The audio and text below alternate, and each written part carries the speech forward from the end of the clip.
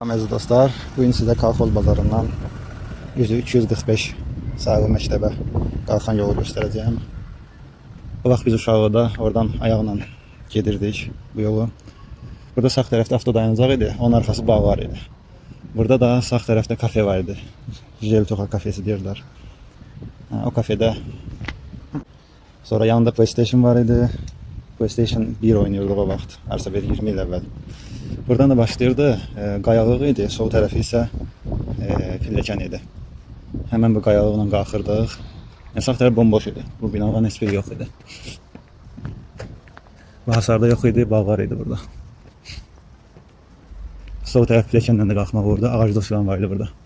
Buradan da çıxan kimi qayalığa. Düz bizim binalar görsənirdi, indi 245-in 2-ci korpusu görsənir, amma o vaxtı buradan açıqlıq idi. Burası stadion idi.